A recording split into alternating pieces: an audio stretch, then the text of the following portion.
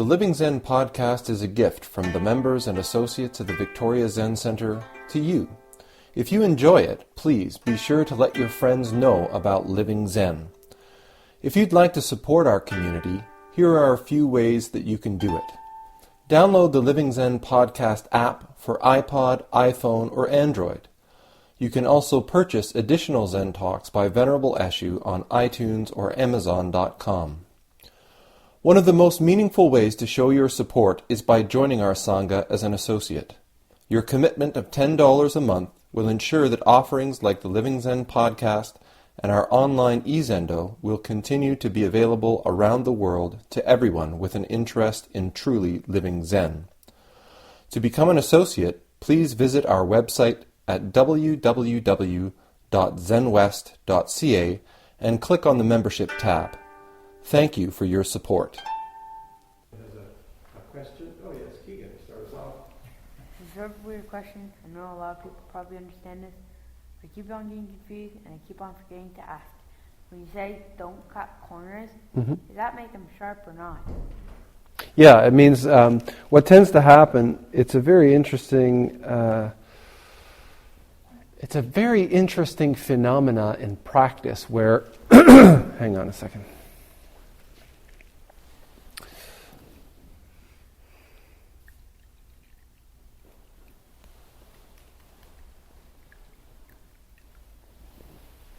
Where when we're walking in line, there's a moment where vulnerability arises for us. So as we're walking towards a corner, the person in front of us that we're following kind of disappears around the corner. And then we sort of have this responsibility actually for the whole line behind us. And so our tendency is to try and avoid that responsibility. So what we end up doing is instead of sort of walking into the corner and making the corner, we kind of cut it. And if you had a square and a whole bunch of people, and the first person made the square, the second person would cut it slightly, and then it would just keep going until the line was basically straight. And so the practice is to just really sort of walk into that. It's just a moment. So when you're walking, we don't cut the corners. Really try to sort of make them nice and square. Does that make sense? Yeah, but you don't have to be like military precision with. It's just really using the full space. Okay. Yeah. I just try to copy it. Yeah, no. Any other questions?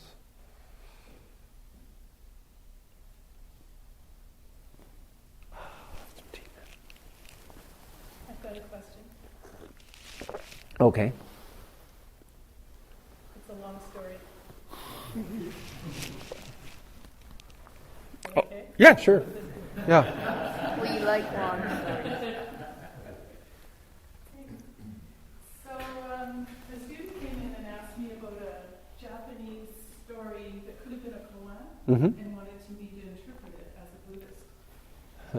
I've never heard it before.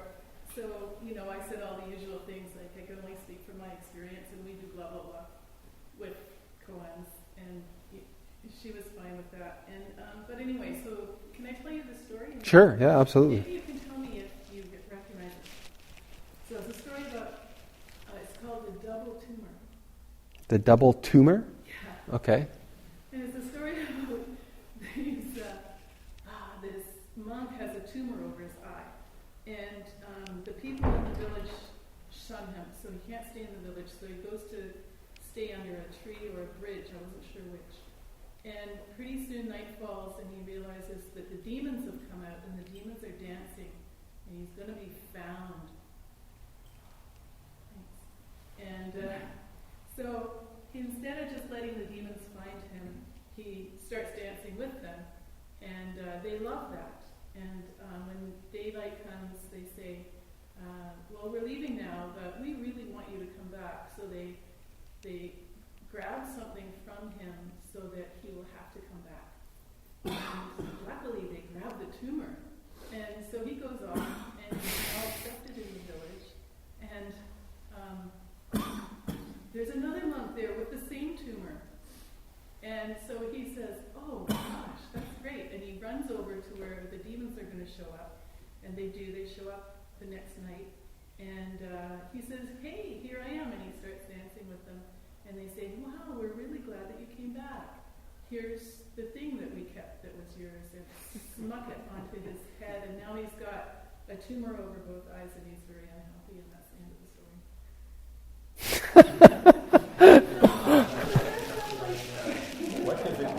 Oh.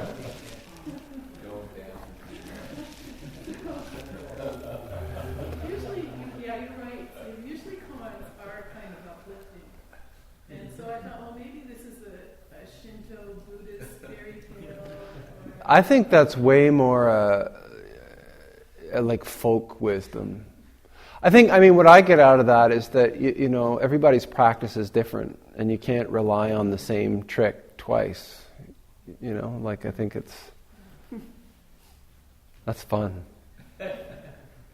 Is it a full book? No, that's the whole story. Oh. Yeah. No, there's a lot of stories like that in Japanese culture and in Zen culture, and they're all teaching devices, right? Well, this is the present. So it's just it's like presenting that story. It's like it's kind of giving me. It's like presenting a sort of pill bottle without a label and saying, "Here's a medication. You know what that's for?" And it's like, "Well, you know." So yeah. So that's what I mean. That's what would be my. You know, using someone else's sort of medication can double your problems. You know, it's not necessarily going to work for you what worked for me. So that's what I would take out of it. Yeah. Well, I wanted to know more about it. Like, I thought, well, is it more Shinto? It doesn't really sound Buddhist to me, but... Well, I'll go home and Google it, and I'll see what Google has to, Great Master Google has to say. Yeah. Yeah, but I mean, I think there could be something to it, because when we think about koans, I mean, they're multi-layered, right? And they've been honed over centuries, and there's a lot in them. And if you look at, you know, even if you just look at it in terms of playing the role of each character in it, like be the tree or the bridge or the demons or the first priest or the second priest. Yeah, there's so much juice in them. And even in that story, there's a lot of, I mean, because the first monk's intention is so pure, you know, like he wants to help out this. There's compassion, you know, I know what it's like, and yeah, that's fun. We had a lot of fun talking about it and being demons. Being demons, yeah. Yeah, yes, Mary. You spoke, as you always do so well tonight on your talk. I'm new to the practice, and you know, when you're meditating, you sort of try to clear your mind and just kind of let things go.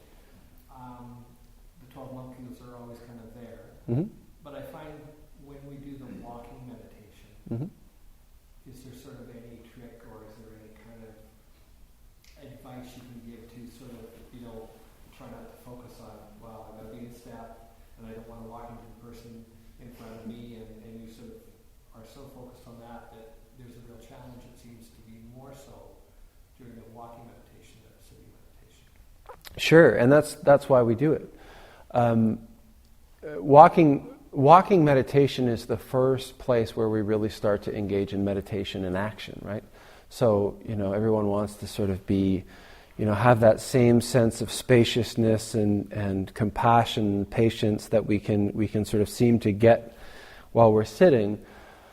But it's difficult to sort of maintain it or to sort of engage with it when you're in action. And we see that as soon as we start to walk. You know, the person in front of us can't keep in step, or they're cutting corners, or there's like 1,000 things, variables going on. They're too quick, or too much space, or I don't know.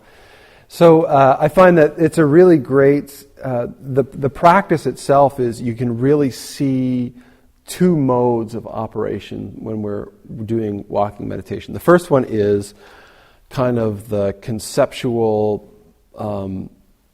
busybody approach, which is like, okay, I got to remember to keep it separate, I got to remember to not keep the corner, and it's like this sort of mantra of all the rules, right? Like gotta. And if you try to do walking meditation, or you try to do any kind of active practice like that, you just drive yourself crazy, because your own chatter sort of gets in the way of actually being able to connect what's going on, and you eventually stumble. And then the sort of critic comes up and goes, "You big dummy! You're supposed to keep in step." And then there's sort of like critical recitation of all the rules and how you blew them all. That's one way. And then the other way is just like when we're sitting, is to kind of drop all of it, and instead of trying to follow along with the walking practice with your head, really try to follow along with the walking practice with your heart and your whole body. And just like when we're sitting, all of the senses sort of open up. Instead of sort of like just staring at the person's feet in front of you, bringing your eyes up a bit to like the shoulders of the person in front of you, and opening your vision so that you can actually see what's going on in the whole room. You can still see what's going on with their feet. And rather than like, I need to be in step with that person in front of me, you can actually like ride it. I don't know how else to put it. Like you allow what's happening in the room, or the motion of the walking, to carry you, and you just dissolve into that activity rather than sort of like trying to hang on to it. You can just like relax into it, and then you can find your breath. And then you find that, hey, this is pretty, it's easy. And you find that things can happen in front of you, and there's an immediate response or meeting it, rather than going like, oh, they just did this, or there's no space. And you find that in the practice of walking meditation, that the sort of experience, or the ability to be able to immerse like that, you kind of go back and forth. So it's like there'll be immersion in it, and then maybe you go, hey, this is pretty good, I'm doing pretty well. And then you go, oh geez, I fell out of step again. And then you kind of have to bring yourself to it and allow yourself to relax or drop into it. And inevitably there is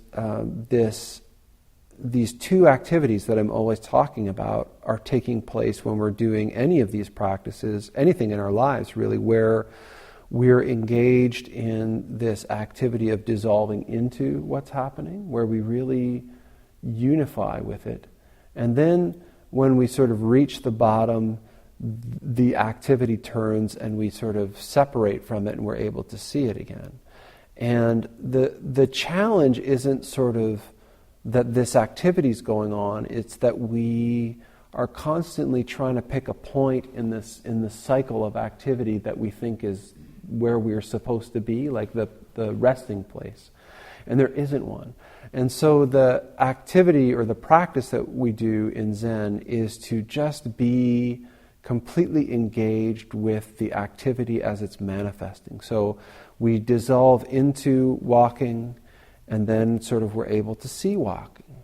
And then we turn and we're able to dissolve into walking, and then we arise again, and and this activity goes back and forth, and it's beautiful. And the whole experience, from being completely clear, distinct, being able to see each person, each step, it's a wonderful experience to be that clear.